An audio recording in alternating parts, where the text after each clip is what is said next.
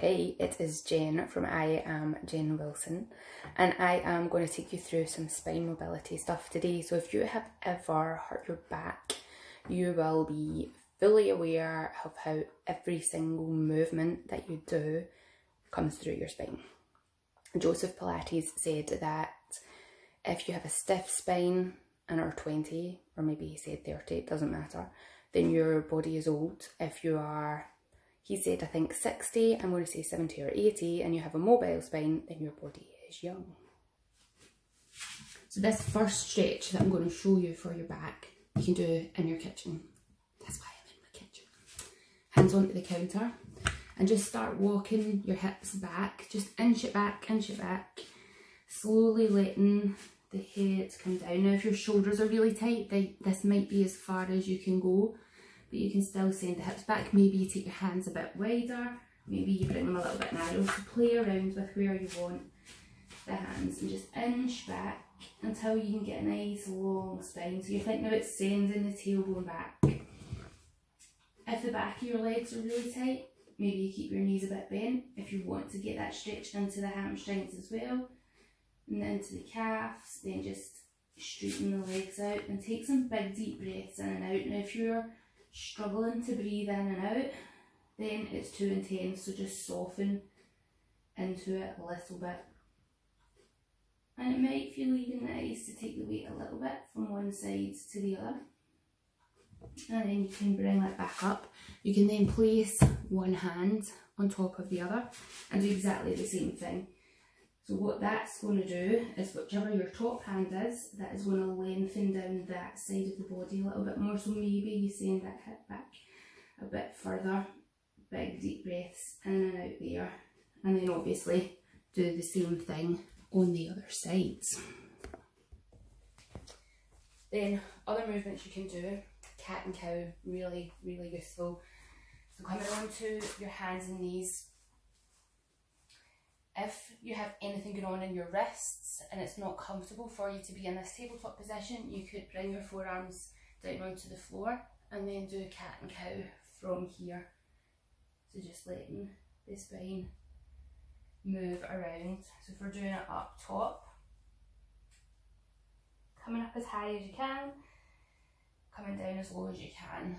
And it's the same if you're doing that down in your forearms, you're moving in as big a length as possible.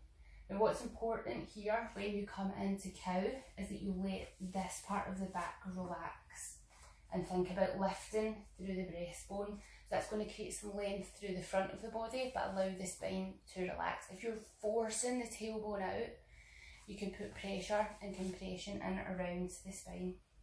Now when I get to the end points of these movements, I like to pause and take a big deep breath in. Because when we breathe in, we let the lungs fill into the ribcage. The ribcage then expands out. Every time the ribcage is expanding out, it's massaging in around the spine. So it's a really nice thing to do at the end points of each of these two movements. It's the same thing, up in cat, big deep breath in. Allow that space to happen, and then as you're breathing out, letting it melt down. I also think it's really nice to start adding in some shoulder rolls, some hip rolls, so moving the shoulder and hip towards each other, or rolling them round, or rolling the pelvis around, going in different directions. Just thinking about how the spine can move and trying to allow it to move in all those spaces. So you play about with that, and play about with the hand position and the knee position as well. So you don't have to be in complete box square. You could be asymmetrical with the hands, you could be asymmetrical with the knees, anywhere at all. Then taking it round to one side, so the hands place onto the floor, and sit the hips back so that you're coming into a side bend child's pose. And that will allow some length through the spine. Always make sure that you do everything on both sides. A good thing to do when you do this one as well is when you come back to the first side, don't just place the hands exactly where they were the first time. Try and find a different space for the hands, and that will allow that release to feel different again. So always just playing around, and you might find something that feels really good and some things that don't feel so good. Always avoid doing the things that don't feel good. listening to your body all the time. Then into threading the needle. So threading the needle, let the chest rotate round. So we're getting this opening here. If it feels good to take the hand up, take the hand up. If it doesn't, bring the hands to the side of the temple. Then this hand is going to slide all the way under so that the shoulder and the head can rest onto the floor here. So we're just taking the back into this nice bit of rotation. Deep breaths in and out, again finding the space to be comfortable. Now you can stay here, you could bring this top hand up so that it's at the top of your head, trying to get the elbow that's up here over the wrists. And that's going to allow things to open up and get a tiny bit more rotation in the upper part of the back. Another place that you can take this hand is up onto the hip, so letting that shoulder melt back.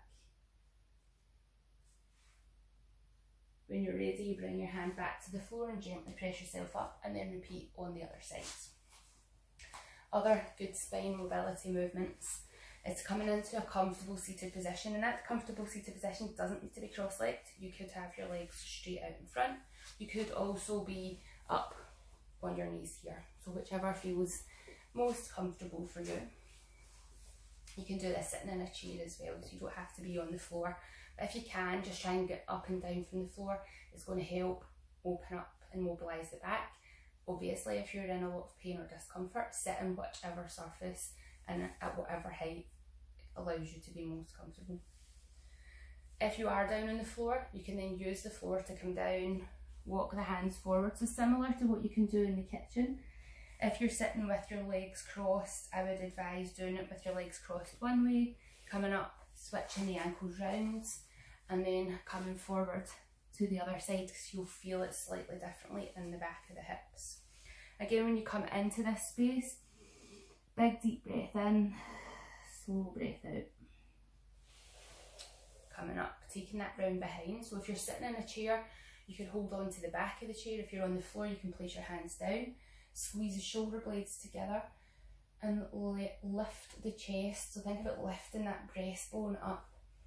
Have the eyes just looking up towards the ceiling, so you're not letting the head drop off the back of the neck. You'll put too much strain through the throat and also into the spine at the back. So just lift up and lengthen. Bringing yourself up, taking into side bend here. So one hand comes on the floor, reaching up, and try and keep both your butt cheeks and let that spine go into a lateral flexion. So nice side bends. Obviously everything we do it to both sides, and keep remembering if you're sitting cross-legged to change the ankles over as well, so that you're always getting pelvis in a slightly different position. When you come into this space, use the breath again. Take a big deep breath in, exhale it out, so that every time you breathe in, you're filling and getting that movement in the rib cage. And then from here as well, spinal rotation, looking over the shoulder, release, bringing that round and release. So very gently taking this, don't try and force anything if it doesn't feel good.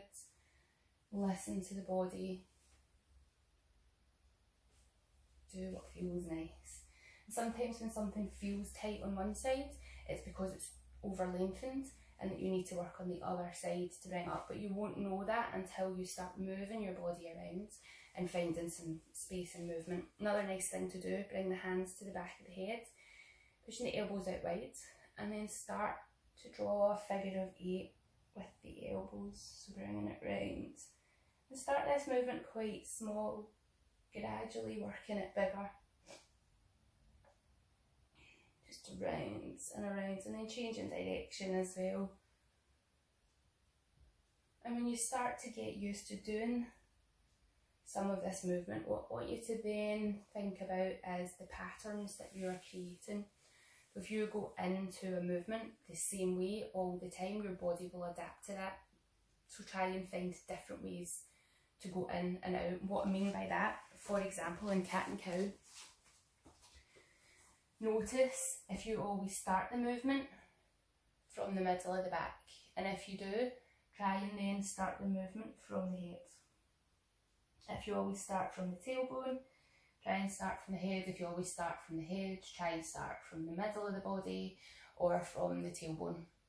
and change it up. So think, right, how am I doing this the first time? Right, second time, let's try it a different way. Third time, let's try it a different way.